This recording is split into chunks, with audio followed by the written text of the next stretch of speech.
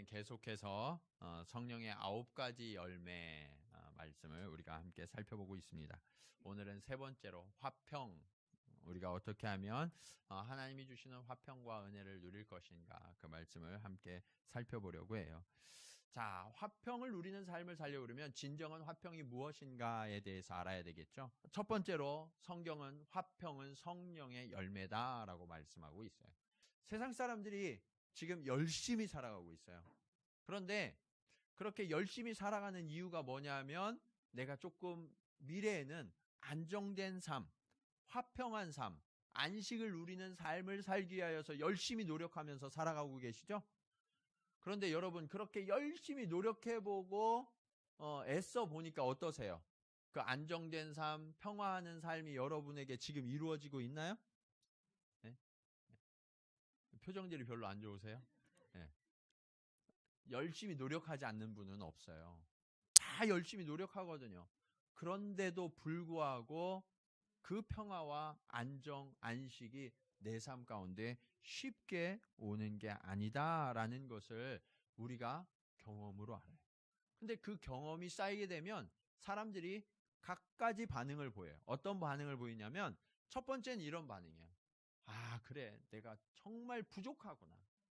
내가 열심히 노력한다고 했는데 내가 열심히 좀 모자랐어. 그리고 내 능력이 안 돼.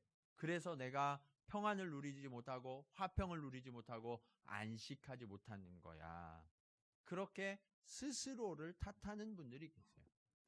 그리고 또 어떤 분들은 이런 분들은 계세요. 나는 열심히 노력하는데 우리 와이프가 나를 안식하지 못하게, 우리 남편이 나를 안식하지 못하게 하고 우리 자녀들이 나를 자꾸 흔들어서 내가 평화하지 못하고 안식하지 못하고, 또 내가 직장에 가면 동료들이 또 상사가 부하 직원이 말을 안 들어서 내가 안식을 누리지 못하는 것 같아. 그렇게 다른 사람들을 탓하는 분들이 있어요.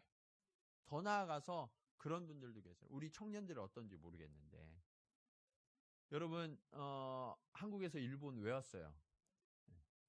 우리 청년들이 대부분 취업 자리를 찾아서 왔거든요. 한국에서는 요즘에 대학을 졸업하고 뭐 서울대 나와도 취업이 잘 안 돼요.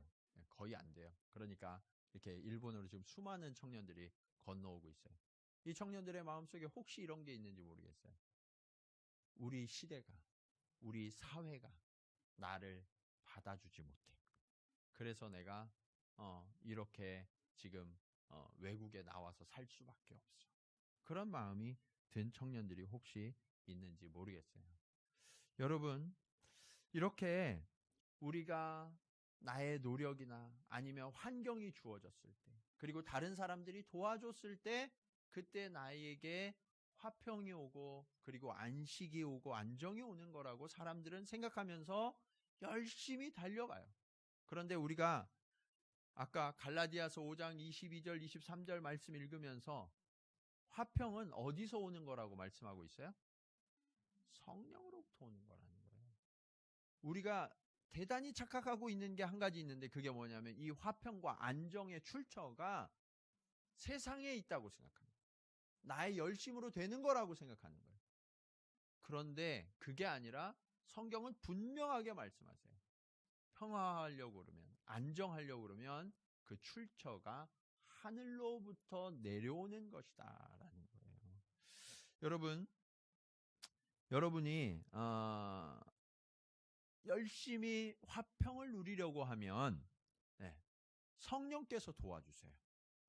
내 노력이 아니라 성령께서 나를 지지해 주시고 도와주셔서 성령의 하나 되게 하심을 우리가 경험할 때, 그때 비로소 진정한 화평과 안식을 누리게 돼요.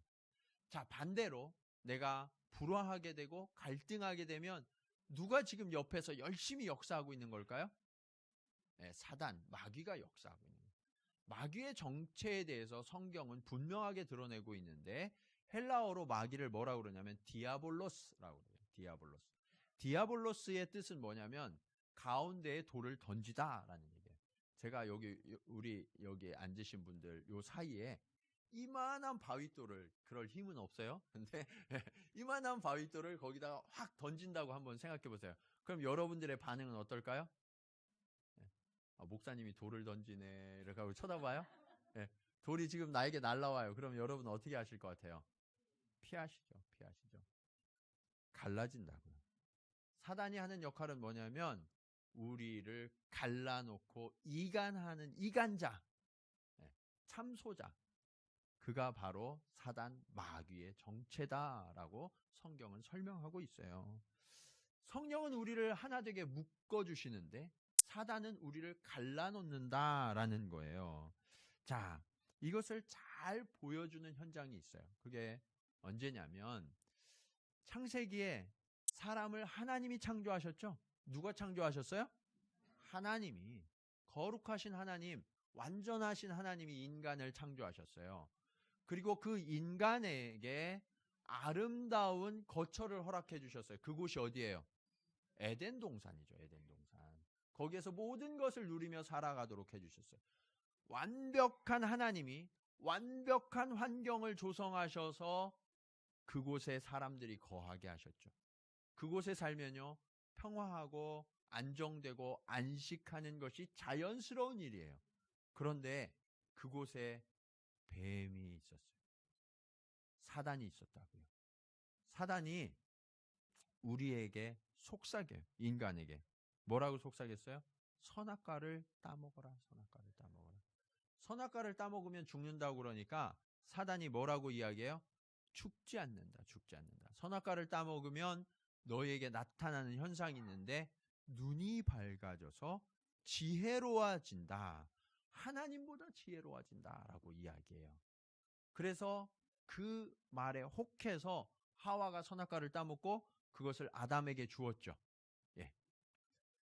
이것이 문제였어요. 그때 하나님이 아담에게 찾아오세요. 아담에게 찾아오셔서 아담아 아담아 내가 어디 있느냐? 그러니까 숨었대요. 그리고 하나님이 왜 숨어 있느냐? 그러니까 우리가 벗었으므로 부끄러워 숨었습니다. 라고 이야기해요. 그래서 하나님이 지금 아담의 실체를 보여주고 있는 거예요. 아담의 실체가 뭐냐면 부끄러움에 갇혀 있어요. 벗어서 부끄러워해요.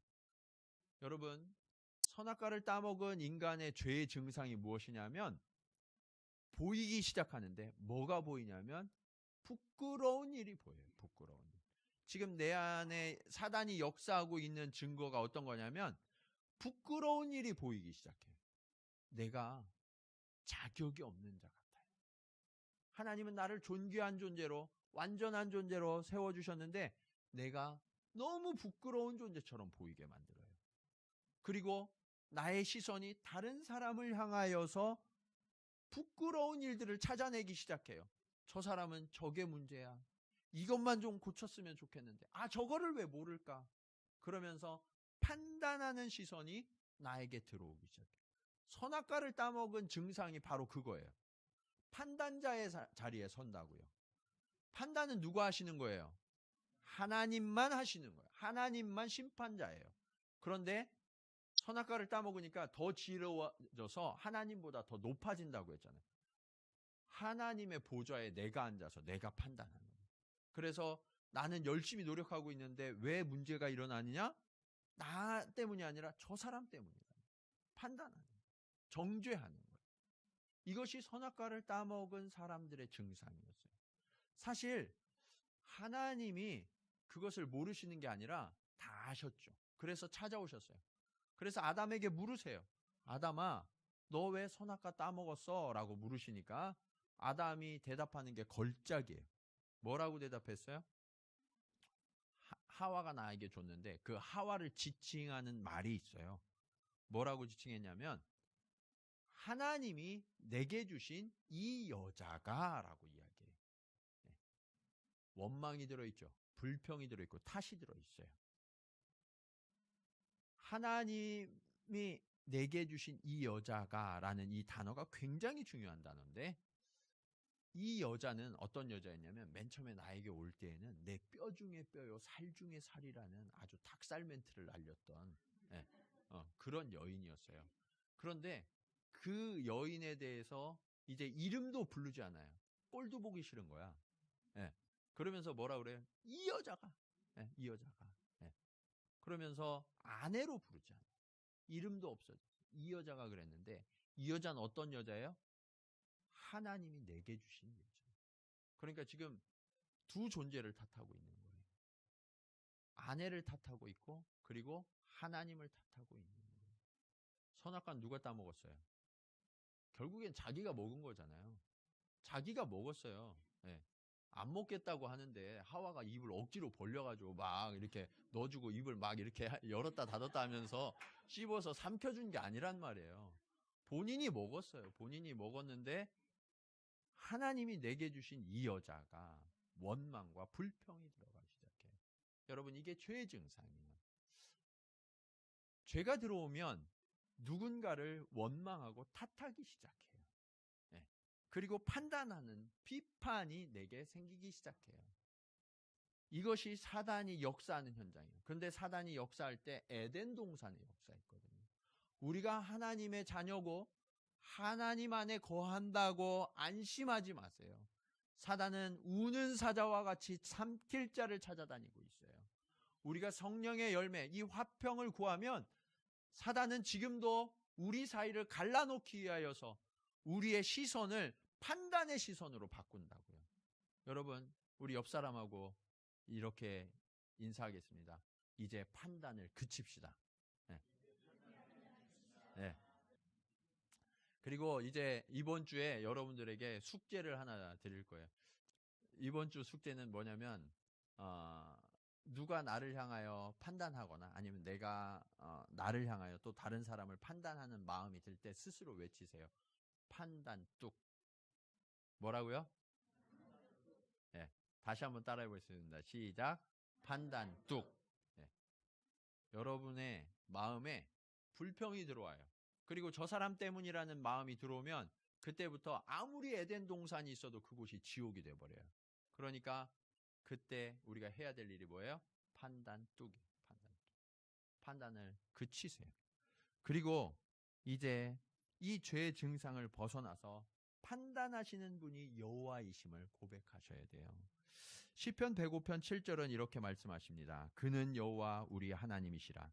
그의 판단이 온 땅에 있도다. 하나님의 판단이 온 땅에 있다는 거예요. 저와 여러분을 판단하시고 저와 여러분을 인도하시는 분이 누구예요? 그분이 하나님이세요. 그러니까 상대를 향하여 그리고 심지어 나를 향하여서도 판단을 그치시기 바랍니다. 그리고 나의 주관자 되신 그 하나님을 신뢰하여서 그 하나님의 뜻을 따라가야 돼요. 오늘 본문 15절을 다시 한번 보실까요? 오늘 본문 15절에 보면 마침내 위에서부터 영을 우리에게 부어주시리니 라고 말씀하고 있어요. 화평은 어디에서 출발하는 거냐? 하늘 위에서부터 하나님의 영이 부어질 때 그때 비로소 화평이 시작되는 것이다. 그 출발점이 성령이다 라고 말씀하고 계세요. 여러분, 물의 근원이 없는 곳에 샘을 파면 어떻게 돼요? 헛수고예요. 땀만 나요. 아무리 깊이 파도 물이 나오지 않아요. 샘을 파려고 그러면 정확한 물의 근원을 찾아서 그곳을 파야만 그곳에서 우물을 얻을 수가 있죠. 이와 같이 화평도 다른 곳에서 찾을 수 있는 게 아니에요. 우리의 화평의 근원이 되신 그 성령의 근원에 대고 우리가 정확하게 들어가야 거기에 뿌리를 내려야 저와 여러분이 화평을 얻을 수 있음을 믿으시기 바랍니다. 그리하여서 세상이 주는 것이 아닌 하늘로부터 오는 진정한 화평을 소유하시는 저와 여러분이 되기를 간절히 축원합니다. 자, 그러면 이 화평은 어떻게 얻을 수 있는 것인가? 두 번째로 화평은 공의의 열매, 공의의 결과다라고 말씀하고 있어요. 저는 목회하는 동안 성도님들을 많이 만났는데 그 많은 성도들이 저에게 와서 이렇게 말씀하시는 분들을 만났어요.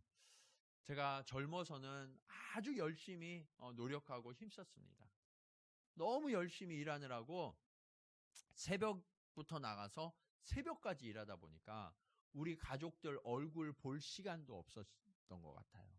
그렇게 열심히 일하고 수고해서 왜 그렇게 살았는가 하고 보니까 내가 조금 나이가 들면 안정된 삶을 좀 살기 위해서, 그리고 우리 자녀들에게는 조금 더 나은 단계에서 출발할 수 있는 그러한 계단이 되어주기 위해서 그렇게 열심히 노력하고 수고하셨다는 거예요.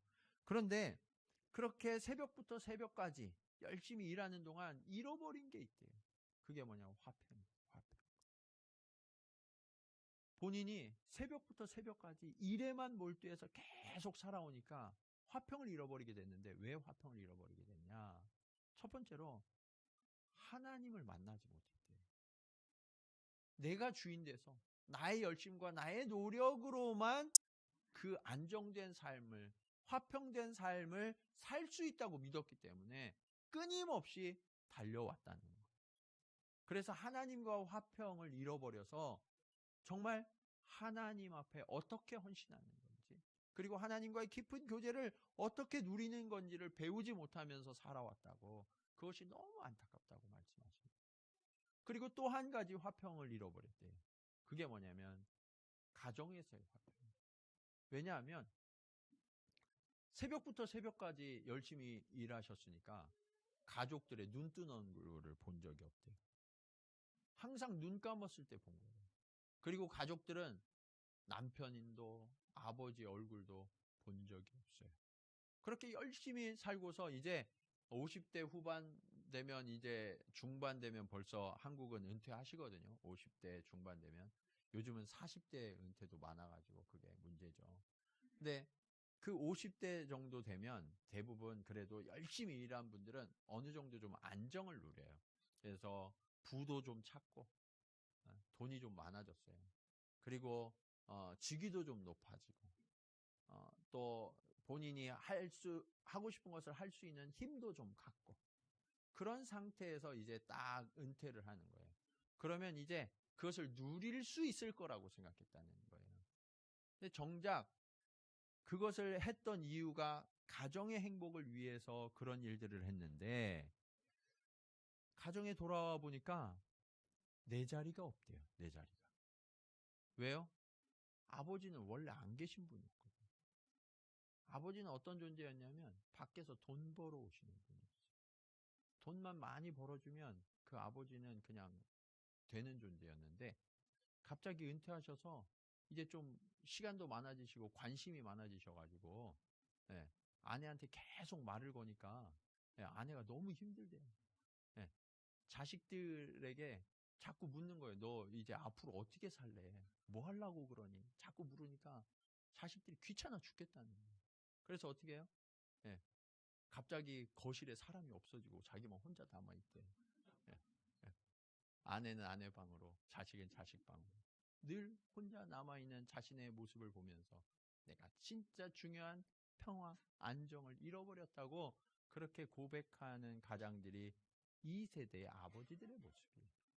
근데 저는 아버지들의 모습만 그런 게 아니라 열심을 내고 살아가는 모든 인생에 맞닥뜨리는 문제가 동일한 것이라고 생각해요. 여러분, 하나님께 의지하지 아니하고는요, 나의 열심과 나의 노력으로 어느 정도, 그리고 잠깐의 안정, 평안, 이것을 찾을지 몰라도 이것은 영원한 게 될 수 없어요. 근데 그렇게 내가 안정되려고 노력했고 힘썼는데 그것이 인정받지 못하니까 어떻게 해요? 나는 이렇게 노력했는데, 내가 누구 때문에 이렇게 이 고생을 했는데, 잠도 못 자고 내가 온갖 모진 소리, 멸시를 다 참으면서 살아왔는데 날 이렇게 돼? 그런 마음이 안에서 일어나요, 안 일어나요? 일어나죠. 해보셨군요. 열심을 낸 사람들은 항상 그게 일어나게 되어 있어요. 이게 나의 의거든요. 나의 의가 작동되기 시작하면 그때서부터 뭐가 나오냐면 판단이 나와요. 내가 이렇게 열심히 했는데 네가 인정 안 해? 내가 그렇게 헌신했는데 당신이 어떻게 나를 대해? 이렇게 대해? 그러면서 판단과 정죄가 또 작동되기 시작해요. 그러면서 진정한 화평과 안식을 위해서 노력했던 그 공동체가 어떻게 돼요? 안식으로부터 점점 멀어지는, 화평으로부터 점점 멀어지는 거예요. 여러분, 사람들은요, 이 부나 권력 그리고 어떤 그 소유를 가지면 이것이 나를 보장해 줄 거라고 생각해요. 근데 그런 게 결코 일어나지 않는다는 것을 우리는 잘 알아요. 여러분, 이제 우리는 그러한 힘을 찾으면 안 돼요. 진정한 화평의 근원이 어디 있는지를 알았잖아요. 어디에 있어요? 하늘로부터, 성령으로부터 오는 거예요. 이것이 우리 가운데 올 때 일어나는 일들에 대해서 오늘 본문은 이야기하고 있어요. 자, 16절, 17절 한번 보실까요? 16절, 17절 보시면 이렇게 말씀하죠. 그때 정의가 광야에 거하며 공의가 아름다운 밭에 거하리니 공의의 열매는 화평이요 공의의 결과는 영원한 평안과 안전이라. 여러분, 우리의 인생이 광야 같은 그곳에 서 있다 할지라도 그곳에 정의가 바로 서면, 하나님의 공의가 그곳에 바로 서면 그 땅이 어떻게 변화된다고 말씀하고 있어요? 아름다운 밭으로, 그리고 숲으로 변화되어진다라고 말씀하고 있어요. 화평이 언제 오냐? 공의와 정의가 설 때, 그때 온다는 거예요. 근데 내 기준에 사람의 공의와 정의가 아니라 하나님의 공의와 정의가 설 때, 그때 화평과 영원한 안전이 온다라고 말씀하고 있는 거예요. 그래서 여러분, 여러분의 열심으로 여러분의 의의를 자꾸 세우지 마세요. 하나님을 인정하세요. 하나님을 인정하시면 이건 내 공로가 아니니까 감사가 넘쳐나요. 기쁨이 넘쳐나요. 그러면 어떻게 돼요? 화평하게 돼요. 내게 아니니까. 내게 아니니까.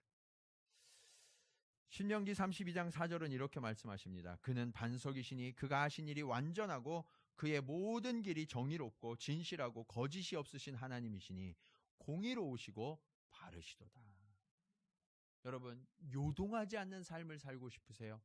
그러면 우리의 반석이신 하나님께 기초하시기 바랍니다. 그분 위에 서 있어야 돼요. 그분의 공의와 정의가 우리 삶 가운데 이루어질 때, 그때 비로소 우리는 어떠한 때에도 흔들리지 않는 진정한 평안과 안식을 누리게 된다. 그리고 이것이 잠깐의 것이 아니라 영원한 안식을 누리게 된다라고 말씀하고 계세요. 여러분, 그렇게 우리가 하나님의 안식과 공의를 맛보게 되면 그 다음에 우리 삶은 변화가 일어나요. 어떠한 변화가 일어나는가? 그것이 오늘 말씀의 마지막 경험이에요. 화평은 우리의 거처를 축복의 현장으로 변화시킨다. 화평을 하게 되면 여러분의 삶의 자리가 축복의 자리로 변하게 된다라는 거예요. 여러분, 혹시 광야에 가보신 적 있으세요? 사막에? 네. 가보신 분이 안 계신 것 같으시네. 근데 광야가 어떤 땅인지는 다 아시죠? 네. 사막이 어떤 땅인지 우리 다 알아요. 광야의 특징은 그런 거예요. 식물이 자랄 수 없는 땅. 네. 물을 머금지 못해서 땅이. 식물이 씨가 뿌려져도 그것이 뿌리를 내리서 자랄 수 없는 땅, 그 땅이 우리는 광야라고 알고 있어요. 이 유대 광야 지역에 보면 와디라는 게 있어요. 와디. 와디가 뭐냐면 건천이라고요. 마른 하천이에요. 마른 하천. 평상시에는 하천인데 비가 하나도 없어요. 말라 있으니까. 근데 이 땅이 굉장히 단단해요. 예, 비를 머금은 적이 없기 때문에 굉장히 단단해요.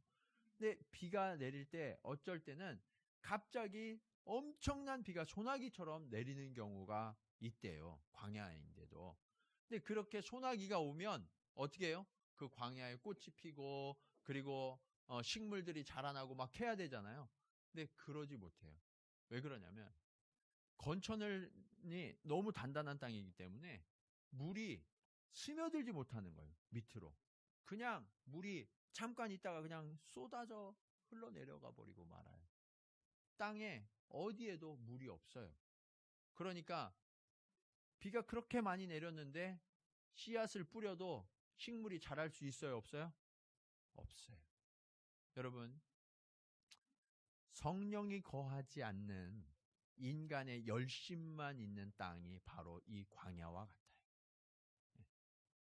성령이 없이 우리가 애쓰고 수고하는 이것만 있으면 그것이 뿌리를 내리는 것 같은데 그냥 건천에 흘러내려가는 빗물처럼 그냥 쓱 지나가 버리고 없는 거예요.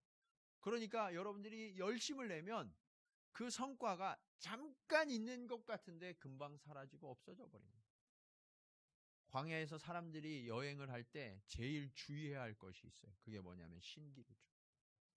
신기루의 환상에 빠져버리면 광야를 벗어나지 못하고 그 광야에서 길을 잃고 생명의 위협을 당하게 돼요. 우리가 인생을 살아갈 때 우리의 인도자 되신 하나님을 제대로 만나지 못하면 나의 수고와 나의 열심이라는 그 환상에 빠져서 신기루에 빠져서 헛된 노력을 하다가 그냥 쓰러져 버리는 그러한 인생을 살게 된다라고 성경은 말씀하고 계시는 거예요. 근데 우리가 함께 읽은 말씀처럼 성령이 우리에게 임하게 되면 광야가 무엇으로 바뀌게 된대요? 15절 하반절 보세요. 광야가 무엇이 되며? 아름다운 밭이 되며. 그리고 아름다운 밭은 무엇으로 바뀌게 된대요? 예, 숲으로 바뀌게 된다라고 말씀하고 있어요. 저는 일본에 와서 깜짝 놀란 게 있어요. 그게 뭐냐면 일본과 한국이 식생이 거의 비슷하더라고요. 식물 종류가 거의 비슷해요. 그런데 한국은 이렇게 무성하지 않거든요. 조금만 외곽으로 벗어나면 숲이 굉장히 우거지고 나무도 훨씬 더 거대한 그런 숲을 만나게 돼요. 그곳에서 너무나 놀라운 광경을 본 적이 있어요. 얼마 전에 우리 전교인 수련회 다녀왔잖아요. 야마나시에 제가 아침에 산책을 좀 나갔어요. 산책을 나갔다가 깜짝 놀랐는데 무엇을 보았냐면 수십 마리의 원숭이 떼가 제 앞을 막 지나가는 거예요. 네. 원숭이 떼가 막 갑자기 그렇게 막 쏟아져서 지나가는 걸 제 평생에 처음 봤어요. 네. 한국에서는 원숭이는 어디서 볼 수 있는 거예요? 동물원에서만 보는 거거든요. 근데 여기가 기후가 다르기 때문이기도 하지만 무엇을 느꼈냐면 식생이 풍성하고 무성하니까 그 숲이 정말 풍부하니까 이 자연 안에 동물들이 이렇게 마음껏 누리면서 살아가는구나 하는 것을 깨닫게 됐어요. 근데 여러분 한낱 동물들도 식생이 풍성한 곳을 찾아 움직이죠. 근데 여러분 하나님이 저와 여러분에게 허락하시는 그 풍성함, 그 화평은 세상이 주는 것과는 차원이 다른 놀라운 풍성함과 화평임을 믿으시기 바랍니다. 하나님은 이것을 약속하십니다. 근데 여러분 지금 혹시 여러분이 살아가는 인생길이 광야길처럼 여겨지는 분 혹시 계신지 모르겠어요. 내 인생이 메마른 광야와 같다. 너무 힘들어. 너무 고단하다.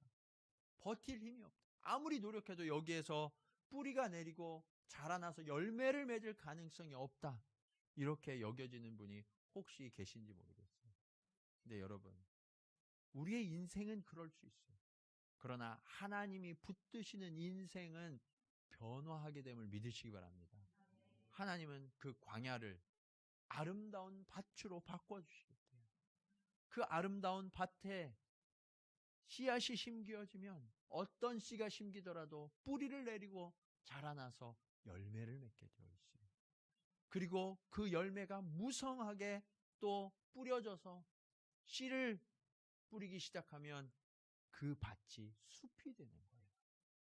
하나님은 저와 여러분의 삶 가운데 그러한 놀라운 화평과 영원한 안식을 주기를 원하시는 좋으신 아버지이심을 믿으시기 바랍니다. 나의 열심과 나의 노력으로 되는 게 아니라 성령이 주시는 그 길, 그리고 성령이 역사하시는 그 공의를 따라서 하나님의 통치를 따라서 나의 삶을 내어드릴 때 그때 비로소 우리의 삶은 완전한 변화를 맛보게 돼요. 20절 말씀을 한번 볼까요? 모든 물가에 씨를 뿌리고 소와 나귀를 그리로 모으는 너희는 복이 있느니라. 무엇이 있다고요? 복이 있다. 진정한 화평, 진정한 안식, 이것을 복이라고 이야기해요. 그런데 이 복은 하나님이 주시는 거예요.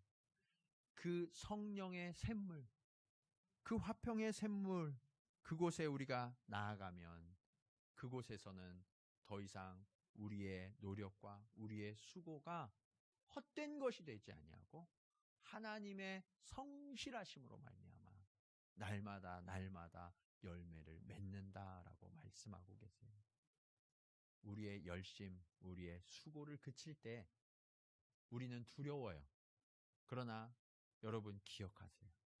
우리가 전적으로 하나님을 신뢰하고 하나님께서 나를 주장하기 시작할 때 우리가 안전할 수 있는 것은 그때부터 하나님의 열심이 시작되기 때문입니다. 저와 여러분을 향해서 하나님이 지금도 시선을 거두지 아니하시고 열심히 일하고 계심을 믿으십니까? 그러면 이제 좀 자유하세요. 그리고 이제 나의 판단과 나의 시선을 좀 거두세요. 그리고 성령이 내게 말씀하시는 것이 무엇인지를 듣고 그 하나님의 통치하심이 내 삶 속에 이루어지도록 전적으로 한번 내어 맡겨보세요.